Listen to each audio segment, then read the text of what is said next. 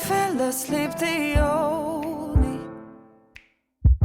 So I'm sitting here with this powerhouse of a woman who has collaborated with the likes of Pusha T and Kendrick Lamar. You've played sold-out arenas in supporting Maroon 5, and then your first album, Bad Together, had millions of streams already. Now you're back with a new EP that's coming out soon via BMG called Hymn for Tomorrow. How are you doing today? I'm good. I'm having fun. It's like we got to sing these songs, some for the first time, so really fun. Your EP, Hymn for Tomorrow, talks about accepting of, letting go, but also welcoming whatever is new in your life. And I kind of want to know, with the making of the EP, the recording, the writing the songs, what have you welcomed in your life and what have you let go of? Oh, that's a great question.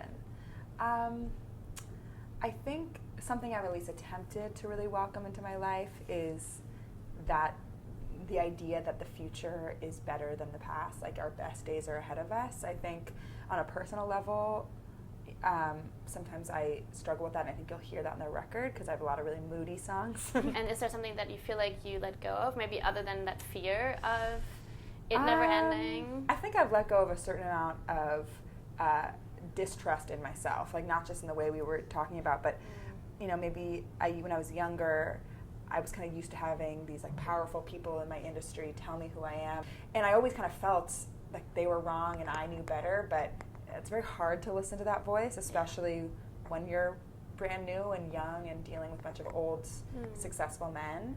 And so I think I've let go of that fear of listening to myself. Now I'm more like, I know in the end of the day, I know what I want and I know what I like, and I've let go of thinking that I needed somebody else to approve it. I love that, and I think we can hear that too because this is one of your most personal records, right? Totally, yeah. In your bio, I want to just read a little passage of it. It says, Rozzi takes the stories and secrets typically reserved for conversations among confidants and lovers and turns them into songs.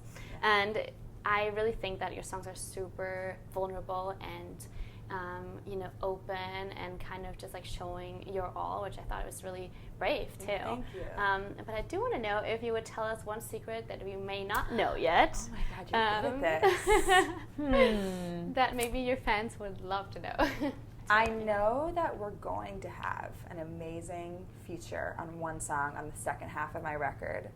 I don't know, it's unclear exactly specifically who it's going to be, so I can't even give you that juicy of a secret. I just know I'm going to have a duet on my album on the second half that is going to be super cool. I'm really excited about whatever it's going to be. So heard it here first. Exciting. What is your songwriting process like? Can you tell us a little bit about it and walk us through that? Yeah, I always write my lyrics first because I write very personal songs, like you said, and I'm surprisingly a little bit more shy than I even think I am, because I'm not. I'm a performer, but I get kind of closed off sometimes, and so I found that I would go into these sessions, I love to co-write, and I'd go in there with this person and I wouldn't know how to share with them because I'd be too nervous. So I started to write all my lyrics by myself because that's where I can be totally vulnerable and say the craziest shit I could ever think of to say. And so I usually will write a full lyric alone, and then I'll bring that in with another writer and I'll read it to them. It's a little easier for me than trying to talk about it. I always wonder, do you have a really kind of concise idea and you go in and you're like, this is what I want, or is it sometimes a little bit more free-flowing?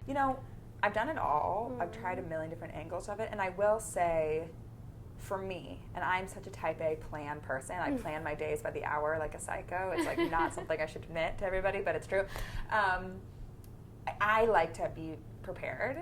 I like to have a full lyric. So a lot of the times I'll read something and then we'll pick out one word. I have a song called I Can't Go to the Party, which is on the album, and it was I don't remember what the original title was in the original poem. That was a lyric in the song that we all kind of gravitated towards and kind of moved the lyrics around to kind of frame that as the title.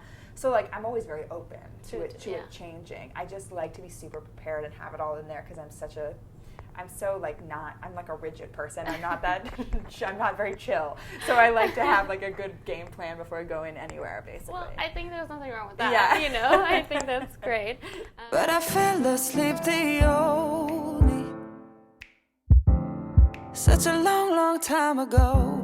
Some new day come in my dreams. This is my hymn for tomorrow. Fuck the time, it's always flying.